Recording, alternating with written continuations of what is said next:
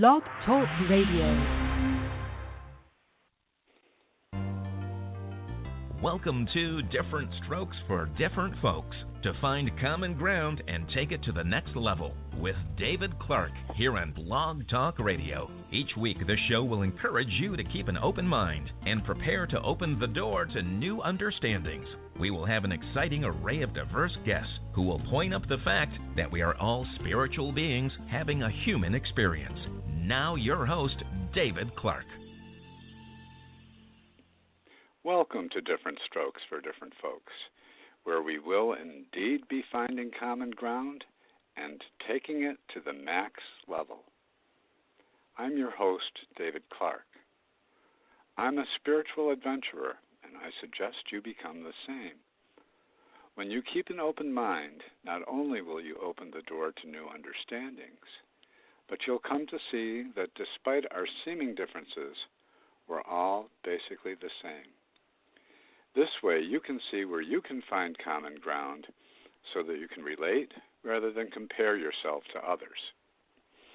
Now, tonight, it is my extreme pleasure to welcome back Ann, who has walked into the life of Jessie Ann Nichols George, a guest that had been on the show many years, to relieve her soul. And Ann now lives in the body that Jessie Ann Nichols George had inhabited. Ann is known by Jessie's name, though she does call herself Ann. They're part of the same Magi team, which work to assist people in living compassionately, wisely, and harmoniously. Their work helps people to become conscious of their wholeness and how they are existing. Together, Jessie and Ann have created 7 books on their own. Jessie was also a collaborator on the bestseller book Embraced by the Divine. She hosted her own international radio show, The Code Connection, for 5 years and created the Genesis Clearing Statement. Ann focuses on carrying out the code journey work by producing a new edition of a book by that title each year. I'm going to have her tell you a little bit about that in a minute, but the book is a guide for people to help them maneuver in life on Earth.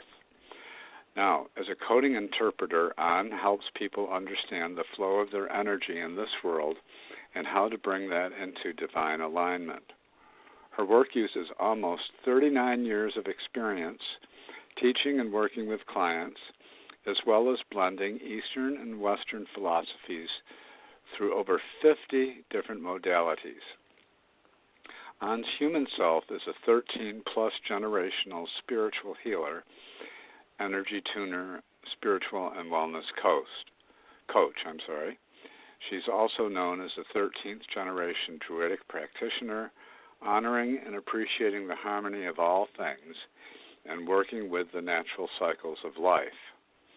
This bloodline history includes a 4-star general in the Air Force, royalty, Apache and Cherokee nations, European farming, many of the Celtic and Northern European influences, including the freedom fighters like George Washington, a lead translator and Hebrew scholar involved in the original translations of the Bible.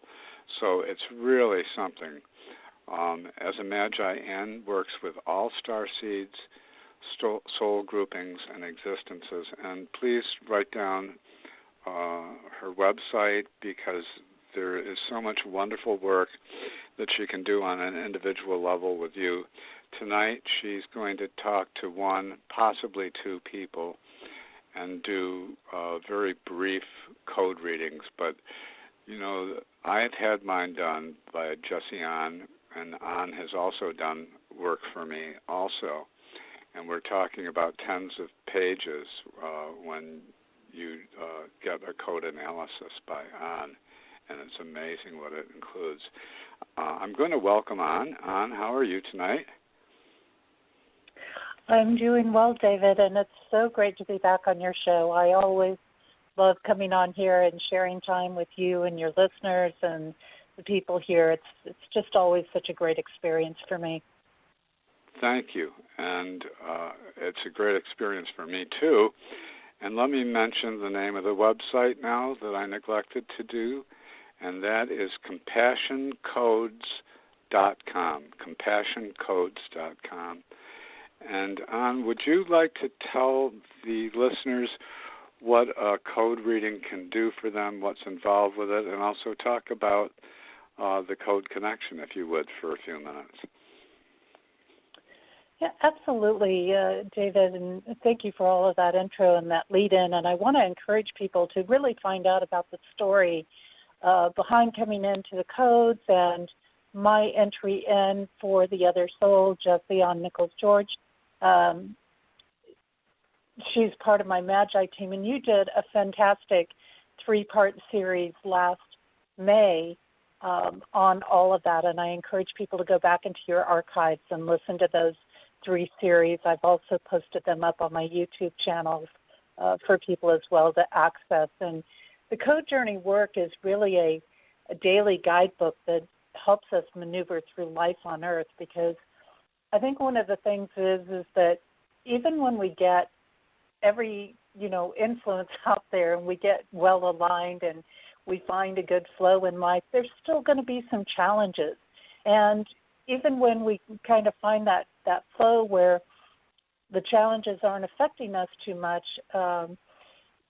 it's still very helpful to know the space that maybe other people are going to be in, or how to maximize our day, how to operate with some foresight as we go through the days and the months and the different influences in the year. So the Code Journey work is really this personal journey, and it can't be completely put into words, because every person is on a shared journey with everybody else, and then every person is on their own journey as well.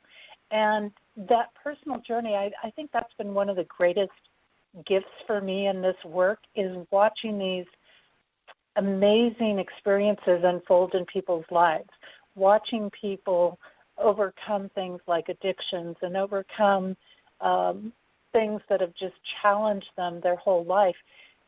Because the Code Journey work really starts to unprogram the lies and the deceptions and the distortions in our world, the things that we've been living under, these programs that we've accepted along the way. And it helps to remind us of our true core soul and divine self. And so it's this beautiful journey where I invite people to take steps throughout the day and throughout the months and to just really embrace that work. And every person seems to just kind of, like I said, have their own experiences with it, and I think that's what's really exciting. But then at the same time, we have these shared experiences, because we're all kind of experiencing similar challenges at the same time in our world, and that's part of our collective energy.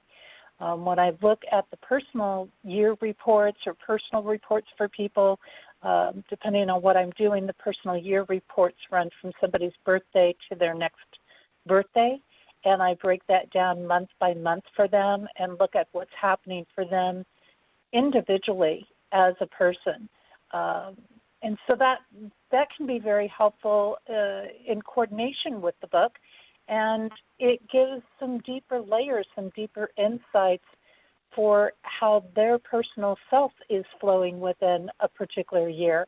So somebody might have change going on in their personal year, and one person might have that change going on in relationships, and another person might have that change going on in their work area or with family or with their health and finances. And so, change can happen in all these different areas. And the codes are so personalized in a way, it's almost like an individual DNA or thumbprint or something like that, that we each kind of have our own unique flows and patterns, and that's interacting with everything.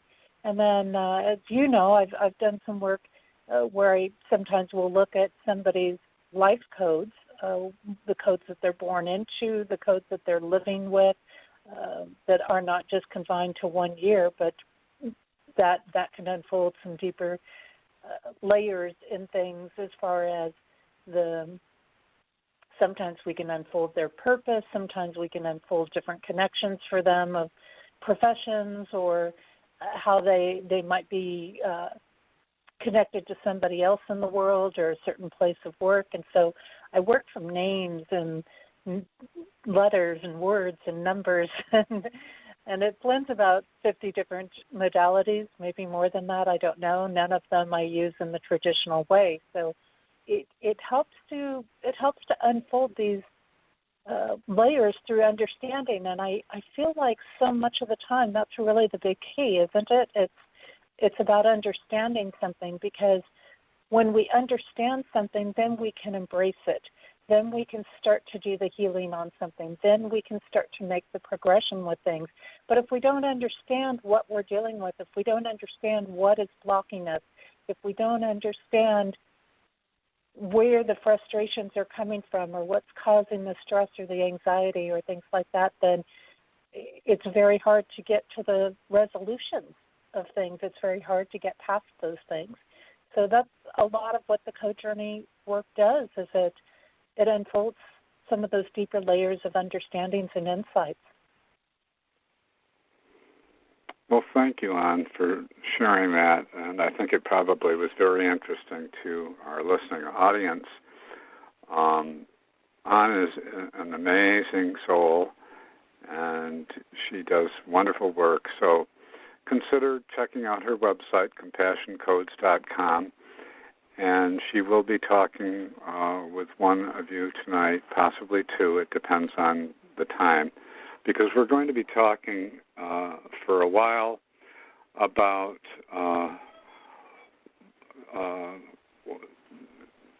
tips to work on your foresight and wisdom with what's going on now. And I trust that you mean at both the personal and collective level on. Is that correct? Yes, when we look at what's happening in the codes, it's going to apply both in the world and in our own personal lives. So when we see, for example, big changes coming up or turbulence coming up in life or in the codes, in the outer world, that could be weather patterns. That could be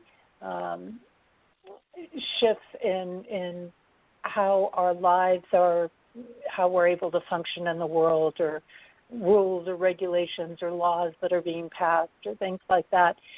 When we look at things as those same influences hit our own personal life, well, here again, depending on a person's individual codes, then that could affect maybe their relationships, or maybe that turbulence shows up in family, or maybe that turbulence shows up through health issues or through past things getting triggered in their life. And so I really, since I have the blessing of coming on your show a couple of times a year, I really wanted to kind of take a look for people at what is coming up over the next few months here, some of the bigger currents, because those are going to be the bigger opportunities. Whenever I see challenges or currents of any kind, I always see them as opportunities. And sometimes it's very easy for people to get lost in this concept that something is just, it's a challenge, it's awful, it's bad. But with every challenge is an opportunity for us. So with every challenge, for example, to our patients is an opportunity for us to grow our patients. And when we start shifting that way of thinking and doing that, then we can start to really delve into, again, some of these core patterns. And I think in our world today, there's been so much uncertainty happening for a lot of people all around the world in their lives and in what's going on. And we're in this year, as we talked about in your show that I did at the beginning of the year, back in December, actually. And we talked about the influences of 2021 having to deal with a lot of change and transformation in it. And so that can always naturally trigger some fears. Changes often come out of things being in not so pleasant experiences. But then again, we have that opportunity to take command of things and turn them into something that is a real gift for us and a real asset for us to work with. Well, I I think we've been through an amazing year, and there have been some amazing changes that have taken place just in the last couple of months. And what I've seen happening has been more positive than what had been happening before, as we're starting to come down from the COVID crisis and have tens of millions of people vaccinated against the virus, and the shift in the attitudes that are coming out of the White House and how they seem to be impacting us in positive ways from my perspective. So there have been some big shifts that have been going on already, and I know that one of the things that you were talking about doing tonight was being able to look at aspects of how we can identify and not give in to different fears and distortions. So I'd be interested in what you had to say about that.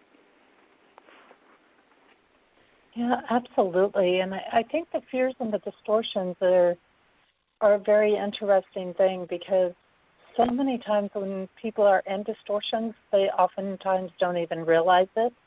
Again, I think the uncertainties oftentimes generate a lot of fear for people. When people are being faced with things that they don't want to see, then that too can lead them down paths that disconnect from spirit, disconnect from aspects. So let's take maybe one of the key areas that starts up in April, and it runs from April 20th to October 13th.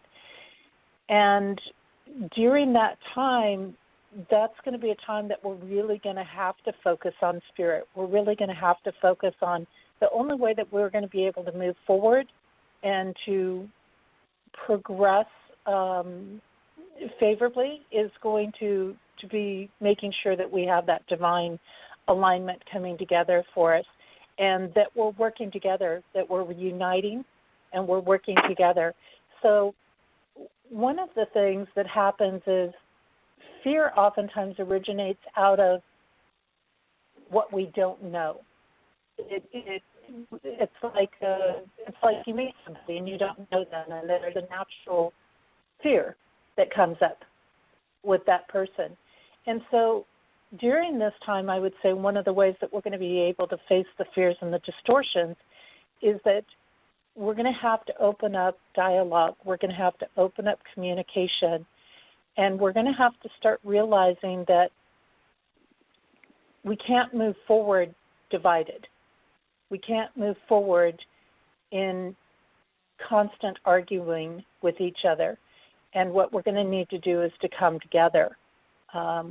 Another aspect of the distortions is that people oftentimes will get lost in an issue, right? They'll get lost in vaccine issues. They'll get lost in mask issues or whatever it is, whatever the key hot topic is that's going on, without looking at the bigger pieces. So they kind of get lost in the surface pieces of things.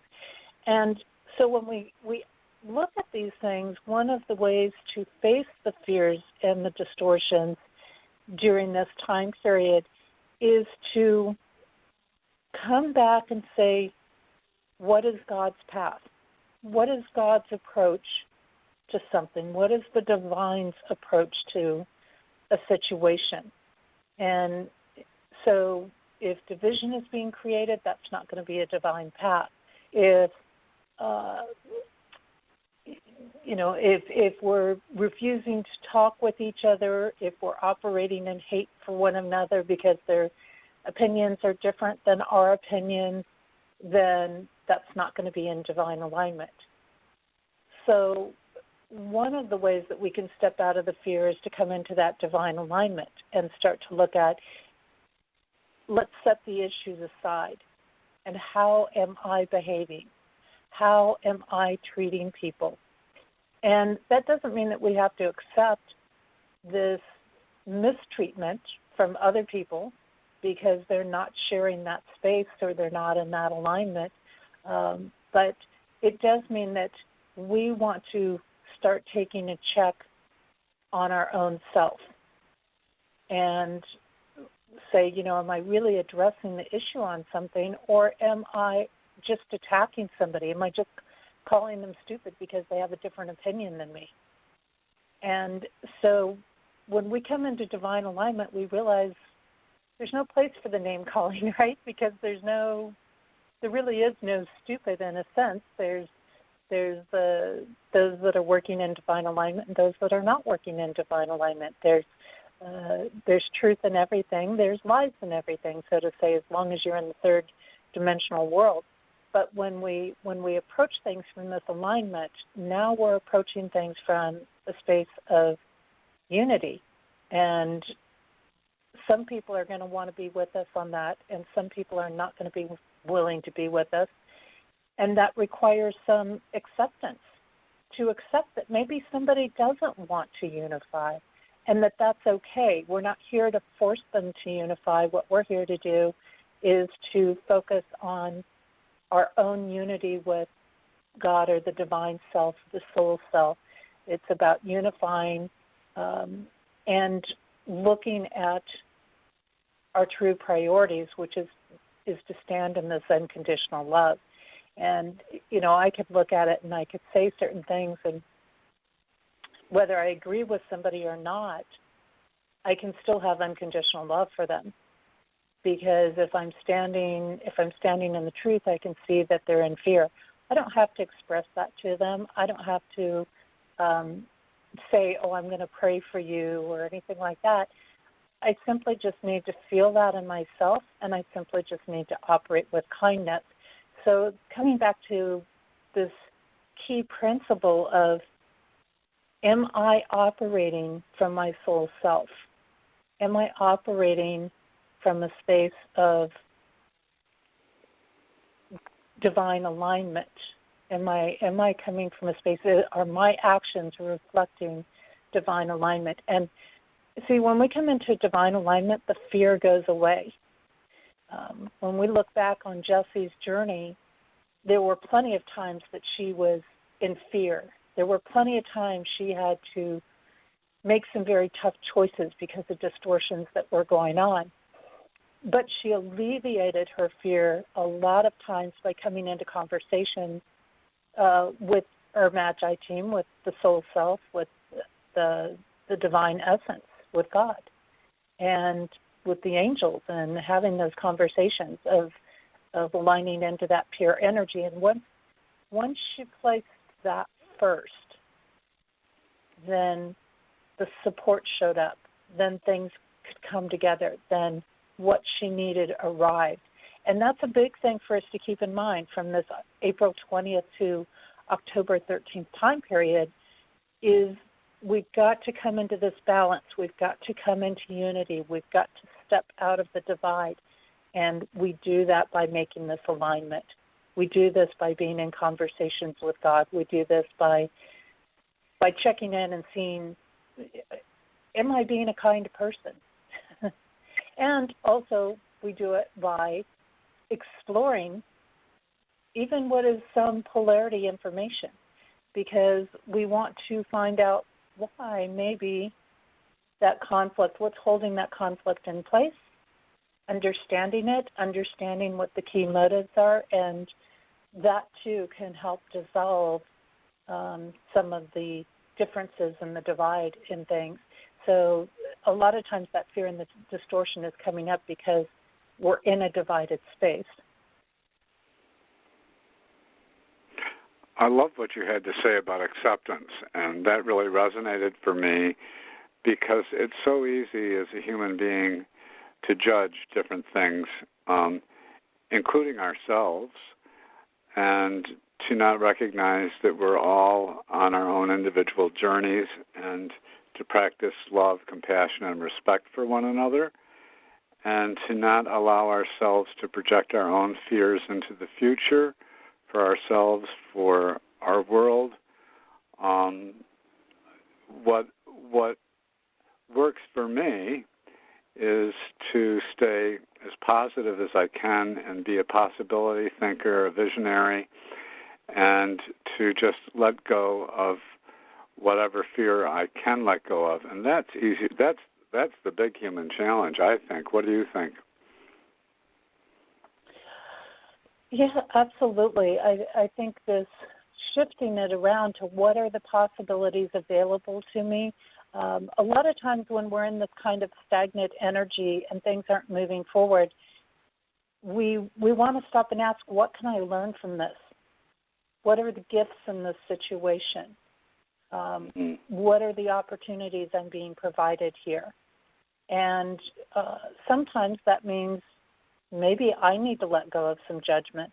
Maybe I need to let go of things. Maybe I'm seeing things too narrow-minded, or maybe I'm seeing things only from a human or an earthly perspective. And when that happens, you know, if we're going to have a roadblock come up or something or a challenge come up that kind of puts us on pause, and we're kind of in this pause space at the moment here with where the codes are at. That'll be kicking in here just in a few days, in about a week. And that can be a great time for reflection. That's a great time to really come around and stop and say, you know, hey, is it okay that people have different perspectives? And I think if we're willing to embrace the different perspectives that people are seeing things from, again, we don't have to agree with them. That's our choice.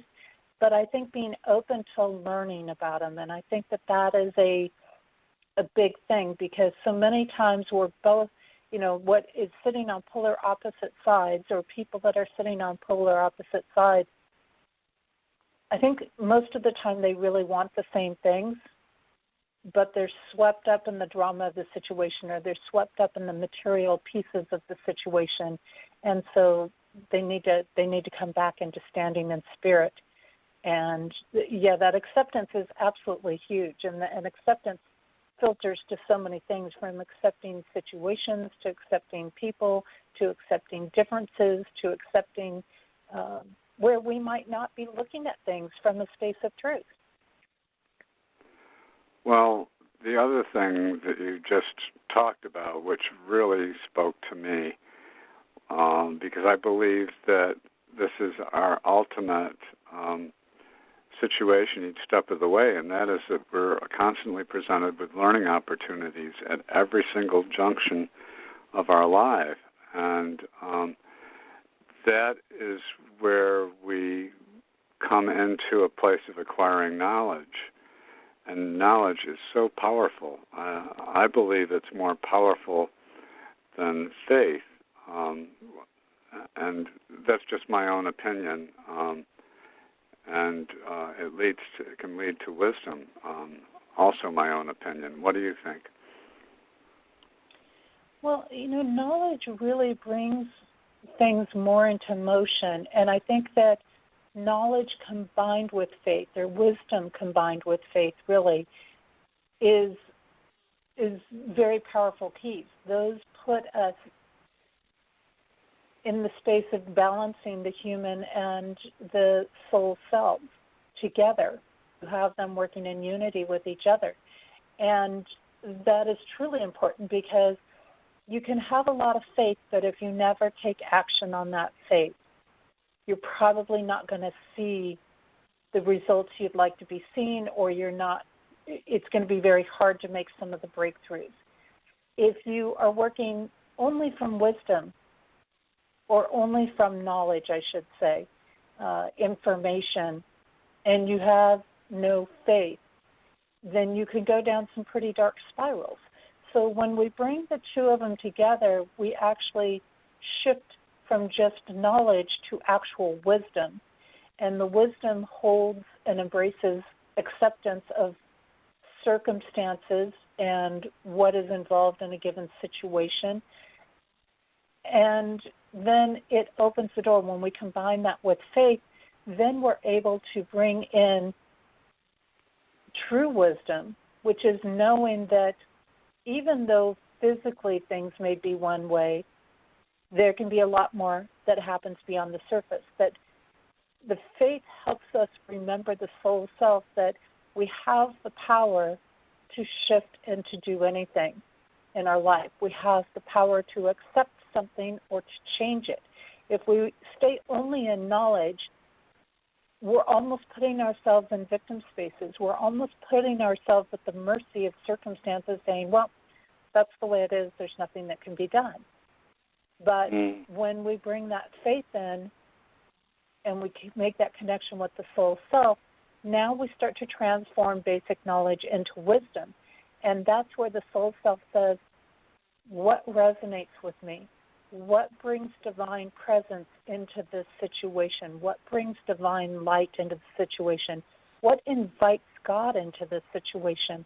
And when we do that, now we can transform things and we can look at things and say, yeah, that might be the way it's always been. But I believe with God's energy, with this alignment, with divine presence, I can change something. I can shift something. I know that anything is possible, which means I have the opportunity to do something. So see, I've automatically freed myself from restricting circumstances. I've automatically freed myself box. And it's so interesting because freedom has been so heavy in the code. And I think that, that's certainly also been a area of both unifying and contention for a lot of people in our world these days. But, freedom is the one thing we can't give up. And if we have freedom, we can make anything happen. We can create, the positive world. We can create harmonious living with our environment. We can create anything from that space because freedom is divine essence. And within that, we can we can move, we're open, we're in endless possibilities. When we shut that off, we're also shutting off divine presence in things. And so, yeah, these are very, very important pieces. And this combining of faith and wisdom is what helps us to take command of our own life. It's what helps us to use our power wisely in the world. Well, I really like that, and I like the emphasis that seems to be coming between the lines is to take responsibility for your life and to create it. We all have the capability of doing that, and I certainly have been guilty of, well, guilt is the wrong word, but I have allowed myself to play the victim. And it has served no purpose other than to keep me spinning in circles and thinking that if I only had this, only had that, that I'd be okay, and then to get in the same situation all over again. And I've heard it said that insanity is doing the same thing over and over and expecting different results. And so to me, there's an inherent responsibility on each person to take those learning opportunities and apply them to their lives. And I'm losing the thread here, but I guess the point is that we don't need to stay stuck. We can move forward, and it's important, from my perspective, not to judge our pasts, that to recognize that everything that has come before us has brought us to our today. And if we're in a place of self-love or headed in that direction, then we know that it all has been as it should have been. And that's not to say that we can't change things that we haven't liked. What do you think about that? Yeah, absolutely. And that's kind of a great lead-in to a point that I wanted to bring up during this call. And that has to do with some of the code influences that are happening from May 24th to July 28th. And we have this influence of turbulence that's going to come in. And when you have turbulence in a change of, in a year of change and transformation, this is going to be a time of unexpected turbulence. And during this time, so many times people think, and that turbulence, by the way, that can show up, I'm seeing particularly that can show up in ways that might throw us off course. that could lead us in a different direction, that could bring a lot of chaos in. It could be weather-related. We might see family arguments, power struggles, arguments over money going on during that time. All of those things can create turbulence during that time. And many people have been programmed to believe that turbulence is all about destruction. It's all about something bad happening to us, and that's not the case. Sometimes turbulence is a time where things have reached a point that they have to change. They need a drastic change, and it needs to happen right then at that point. And we can't put it off anymore. We can't procrastinate about it. And these are one of the pieces that I think is so important. Matter of fact, this just came up in a conversation that I had with somebody the other day about, but bad things happen to good people. Yes and no. They're only bad things if we view them as bad things. We view something as a bad thing because that's what our human mind has been programmed to believe. Our human mind has been programmed to believe if a tornado hits my house and destroys it, it's a bad thing. It certainly feels bad to our human self. It certainly feels like one of the worst things that could happen to us. And yet, it also may be a point that's saying, okay, this is going to help you make a change that you wouldn't have made without that circumstance, that you believed that you couldn't make without something drastic happening. And so when it's all removed from you, you suddenly make that shift. It's kind of like when you have nothing left to lose. Jessie kind of faced that when she first went on the road with Orly, and she had to make some big changes, and she had to take a leap of faith, and she had to jump in with both feet. And some of the things that people don't know that gave her affirmation, it was a very scary time for her to leave a 2,200 square foot house and move into a 24 square foot vehicle packed to the hilt. And as she drove off and started this journey, let's see here, she wasn't even, I don't even think she was like 20 miles down the road or something like that. And a boulder dropped on the road and shut the highway down right after she drove through. This was on a main interstate highway.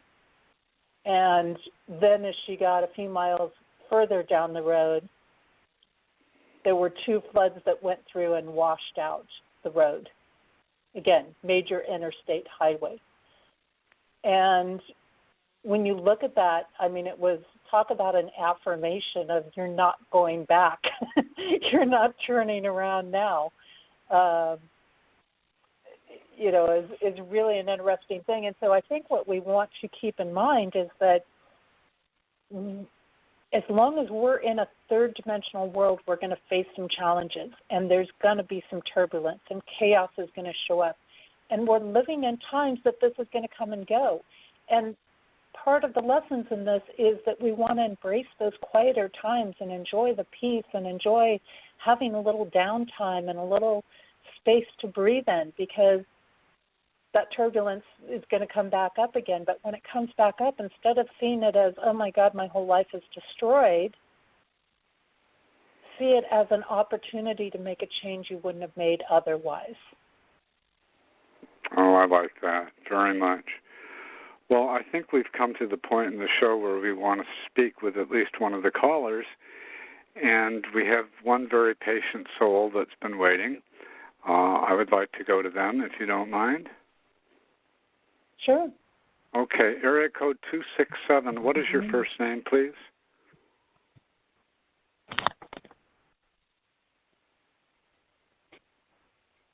Hello, area code 267. Are you there?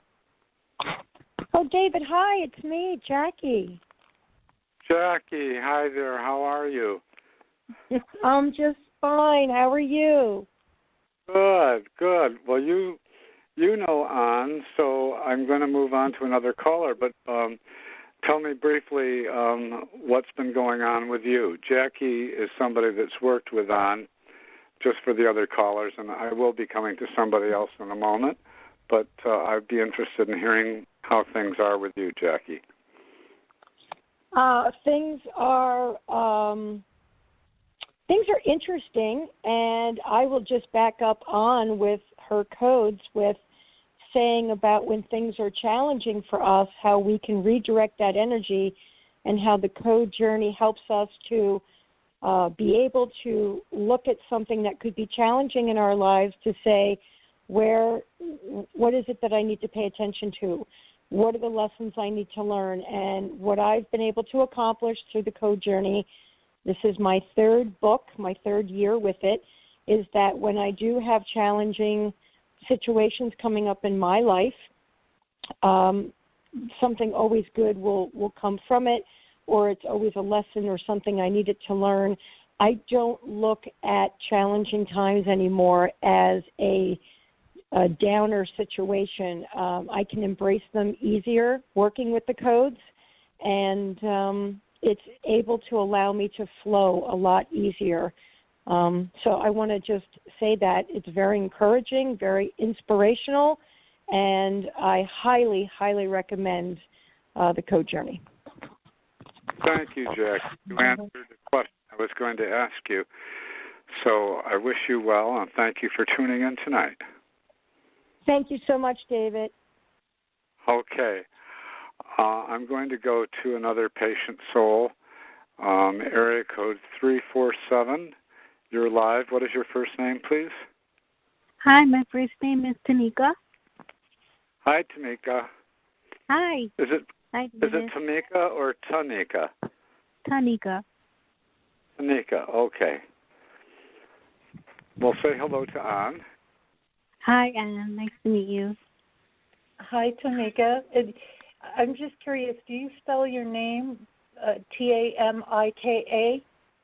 Taneka. Eka, okay. Mm-hmm. And what did you want to ask tonight? I wanted to know if you could please look into my current job and me. I wanted to know if I should stay or should I go, like if things will get better, if I'll be able to transfer there or move up anytime soon, or if I should leave, and if I should leave when you saw me leaving. Mm-hmm. And what type of work are you currently doing? I'm doing receptionist at a medical facility in a certain department in the medical facility. It's like the busiest department. Okay. It's very interesting right now because your mind is really, as far as things in the work field, your mind is fairly sharp. There's definitely some opportunities, and I think what you need to do is you have to stop and ask yourself right now what you want to have happen. You are in command of things. You are the one that you want to check in and say, really, what am I wanting the most? But for you, when it comes to the outer world and to work environments in particular, it's important for you to check in and see, where do you believe that you will have the most unconditional love? Where will other people treat you with unconditional love? Is that where you're currently at, or is that in a different space? And I sometimes think that even though you have a natural ability to be successful with pretty much, most things, and I think probably what draws you to the medical industry is you have a very nurturing and a very caring attitude about you. You have a wisdom that is soothing for a lot of people, and that's very helpful in that industry. But I think at times that can also create some conflict for you. So I think it's something that you have to kind of check in with doing that. You have to kind of sit in and say, how am I feeling with this on my soul level? Mm-hmm. So I think that's kind of the big questions. But the question is you've got to sit with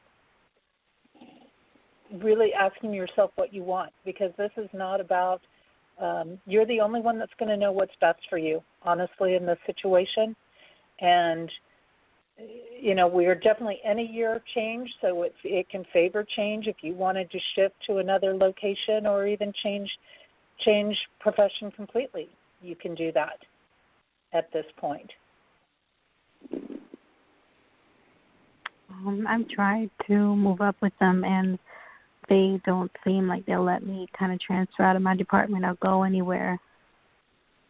So I've tried. So I've also applied to outside work, other jobs, but I haven't gotten anything yet, like response yet. So it's hard. So we're in a little bit of a stagnant period right now, but things will start to move forward. We're going to have a little period coming up soon. So if they are blocking you from making shifts or changes, then there's not unconditional love in that environment. So that tells me, when I'm looking at your codes, that tells me that you probably want to look at a different place or a different type of work. Mhm.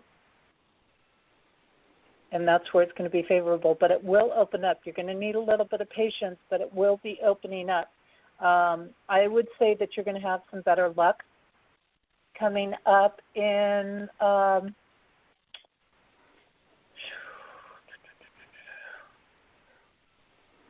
just taking a look here.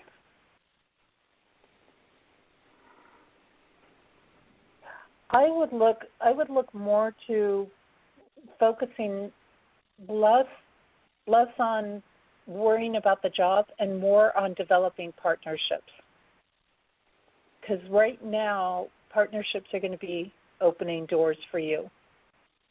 So look into connections. Where can you make connections with people? Where can you build some relationships with people? And possibly just even look at connections that you already have and just have basic conversations with people and let it open organically. And I have a feeling that it's going to be through somebody that you already know is going to open a door for you. Okay. It's so funny. Look that way, yeah. Yeah, talk to everybody. Nice people. I like the friendlier people. I am more drawn to them, like at my job, or the women or people that, like to. I guess, like I used to work in retail for a long time, so when I go into stores, I kind of make friends easily with the salespeople because I just have a lot to talk about with them, and then if I meet someone that has an eye like I do. Because I guess I'm creative and I still have that in me. I'm drawn to people and it's easy for me to strike up conversation with them. So I don't know how the connection will lead me, or where it will lead me, but I'm hoping, because that when I was in that field, I had a different kind of turmoil, but I had a lot of camaraderie more from coworkers than I do now in these office medical settings. So the feeling was a little bit more joyous in these creative settings. I do remember that. Yeah. Yeah, it's very hard because, we oftentimes we think of medicine as being nurturing and caring, but it isn't always. No, and I hate to say it, but there's a lot of politics when you get into the yes. Hospitals and bigger medical centers and things like that go on, and people don't realize how much it's treated like a business and not as a nurturing thing. And so I think, you definitely need those opportunities where you can open up. People naturally trust you. They naturally trust the wisdom that you have. They naturally trust your instincts on things. And your mind isn't naturally very sharp. You're naturally tuned into what somebody is feeling, and you need to be in an environment that is going to allow that to unfold. And, of course, I can only view one little piece here on this call, because normally when I'm looking at things for somebody, I would be looking, like if I was doing a coaching session with somebody, I would be using their entire name. I work with entire legal birth name, entire current legal name, and birth date and things like that to see, to really be able to grasp a full view on what's happening for them. But, yeah, you definitely have to, you're a person that needs to be in that environment that people support each other. And I don't think you're necessarily going to get that in the type of environment that you're at right now. No, I'm not. I don't think so. I've been beat up pretty bad in trying to make it in the medical environment. It's just like a different kind of negativity from your coworkers. I don't know how to deal with that. It's just a different kind of coldness and meanness, and it's just not for me. It's actually much more technical than nurturing. Yeah. So you actually would probably do well. You probably do well in environments. I mean, I keep thinking of things that involve training people, that involve working with younger people or children, or being in these types of positions where you can kind of coach and mentor people in different ways. And so I think that actually is more in alignment with who you are. Mm-hmm. Yeah, I do. I work well with children, and I take naturally to like to create like children's, world, like teaching them to draw or creating like a world imagination world for them to explore and have fun in. It's easy for me to do that. Because I used to draw and write a lot when I was younger, and I still have like that part of me that understands and sees. I just know what a child would want because I still feel that in me. So working with children would be excellent for you. And I tried like in my library, in my town. And at the bookstore, my town is a famous bookstore that a lot of people come to when they release books, like famous people to do signings and do speeches. And I've tried to even just do volunteering to do story time with children. Like I think every Thursday night they allow you to read to a group of children at the library and at the books. I would love to do that, but I think that they weren't allowing it because they already had people set up for it. But sometimes I wonder if I should try to get a job at the bookstore or something like that, but it's just I know the pay wouldn't be very good, but I would love to be able to do something like that, Well, and think, too, about opening your own opportunities. Don't get boxed in. Yes, we all would love to, be able to go and work where we want to work, and you may have for a little bit that you work something that is not as much as you want or as big as you want, but then you may be starting to open up things, because I think in these times we have tremendous opportunities for people like you that want to work with children and that want to bring them these favorable experiences. And I think more and more parents are going to be looking for people that could do that. And there could be a market. It may not be the highest paying market, but the rewards that you would receive otherwise could be amazing, doing children's events. And you could even start through maybe not as big of a bookstore as what you know, but some of the smaller bookstores or some of the libraries or some of the recreation centers that offer programs, or even doing something online could be an option. And having, a reading hour, because, again, where a lot of people's lives have changed over the last year, parents need some of those breaks. Parents are questioning various things of what they're going to do with their children and where they want them to be, and so I would say, don't be afraid to even start up some of your own stuff in your community. Mhm. Okay. I would.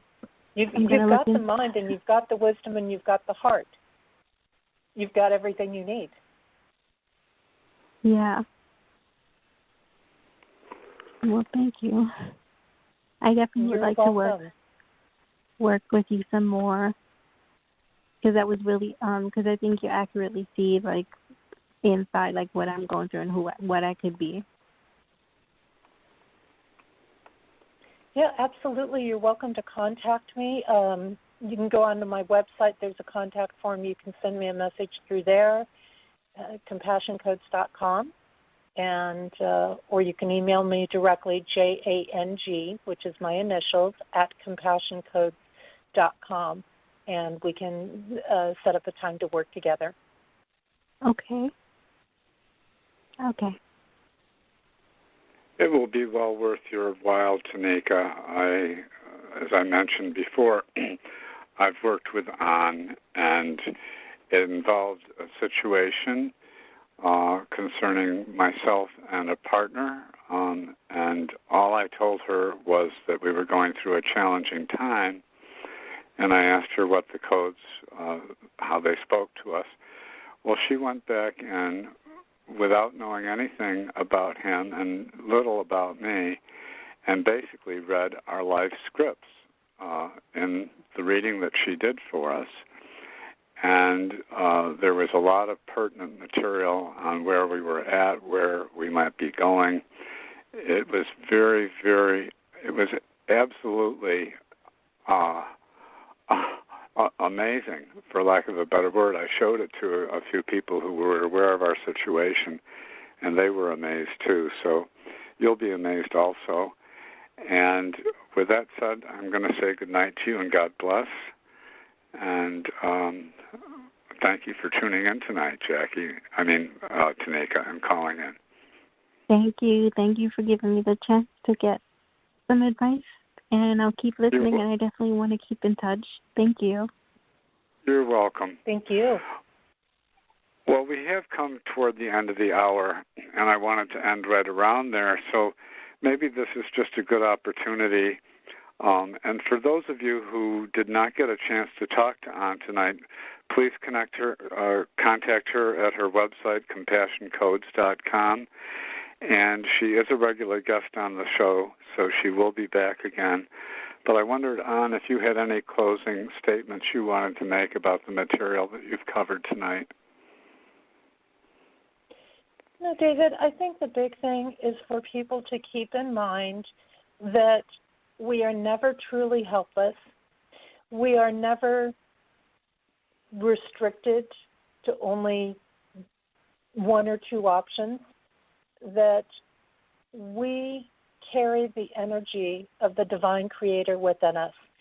And if we want something enough, if we're willing to really open our hearts and work in partnership with our soul self, that anything is possible. There isn't a challenge in this world that we are given that we cannot move through, transcend, transform, and redirect into something valuable and positive for us.